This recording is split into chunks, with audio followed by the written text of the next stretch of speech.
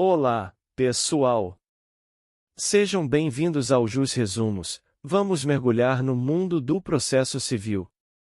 No bloco de hoje, o nosso foco será nas normas fundamentais, também conhecidas como princípios. Em especial, vamos abordar dois pilares essenciais: o princípio da inércia da jurisdição, também chamado de princípio da demanda, e o princípio do impulso oficial. 1. Normas fundamentais e os princípios do processo civil. O novo Código de Processo Civil foi construído com base nas garantias constitucionais. Isso significa que toda a sua estrutura e funcionamento devem estar em total conformidade com a nossa Constituição. Não podemos pensar em um processo que não esteja amparado por esses valores e normas fundamentais. O artigo 1º do CPC é claro ao afirmar que o processo civil será ordenado, disciplinado e interpretado conforme os valores e as normas fundamentais estabelecidos na Constituição da República Federativa do Brasil, observando-se, é claro, as disposições do próprio Código. As reformas anteriores do antigo CPC não se comparam com a transformação trazida pelo novo Código. Atos ligados a uma visão inquisitória do processo são abandonados, dando lugar a um processo mais democrático e constitucional. 1.1 Princípio da inércia da jurisdição, princípio da demanda. Em regra, a atividade jurisdicional do Estado é inerte.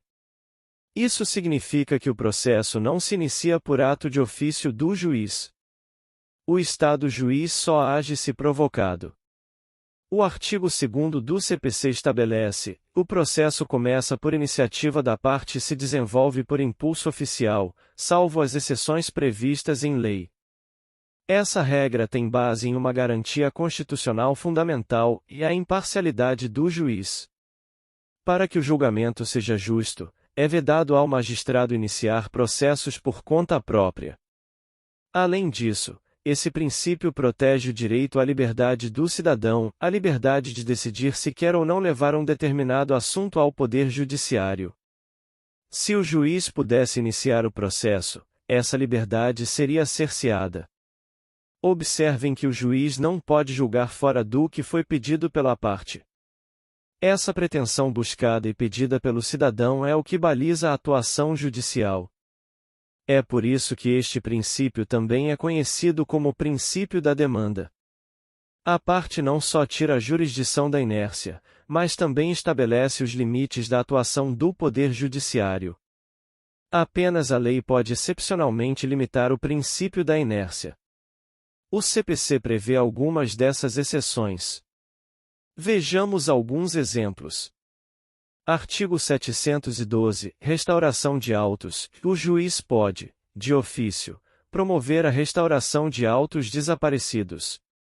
Artigo 738. Herança jacente. O juiz, em cuja comarca o falecido tinha domicílio, procederá imediatamente à arrecadação dos bens em casos de herança jacente. Artigo 744. Arrecadação de bens de ausente, e após a declaração de ausência, o juiz mandará arrecadar os bens do ausente e nomeará um curador. Artigo 951. Conflito de competência. O conflito pode ser suscitado por qualquer das partes, pelo Ministério Público ou pelo próprio juiz. 1.2. Princípio do impulso oficial. Conforme vimos no artigo 2º do CPC, o processo começa com a iniciativa da parte, mas a partir daí, a condução dos atos do procedimento é determinada de ofício pelo juízo. Uma vez que a parte deu o pontapé inicial, retirando a jurisdição da inércia, é o juiz quem passa a conduzir o processo, determinando a prática dos atos processuais rumo ao seu objetivo final e à sentença. Em algumas situações, esse impulso processual pode vir dos auxiliares da justiça, especialmente na prática dos atos ordinatórios. Atos ordinatórios são aqueles atos de impulsionamento realizados pelos servidores da serventia judicial, sem a necessidade de um despacho do juiz. Ou seja, uma vez que o processo começou, é a estrutura do Poder Judiciário que toma as rédeas para determinar ou realizar os atos necessários, visando o ato final, a sentença de mérito. Para isso, tanto o juiz quanto o servidor podem praticar atos de ofício, sem depender de autorização ou despacho do juiz. O artigo 203 do CPC diferencia os pronunciamentos do juiz. Sentenças, põe fim à fase cognitiva do procedimento comum ou extingue a execução. Decisões interlocutórias, todo pronunciamento judicial de natureza decisória que não seja uma sentença. Despachos, todos os demais pronunciamentos do juiz praticados no processo, de ofício ou a requerimento da parte.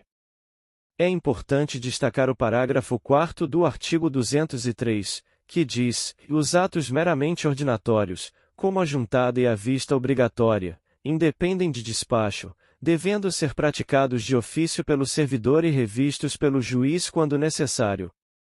A Constituição Federal, em seu artigo 93, inciso 14, já previa que os servidores receberiam delegação para a prática de atos de administração e de mero expediente, sem caráter decisório.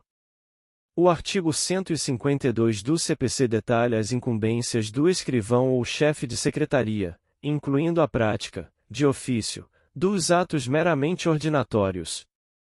Chegamos ao fim do nosso primeiro bloco de processo civil. Espero que tenham compreendido a importância desses princípios fundamentais para o funcionamento do nosso sistema judiciário. Fiquem ligados para os próximos conteúdos do Jus Resumos. Até lá!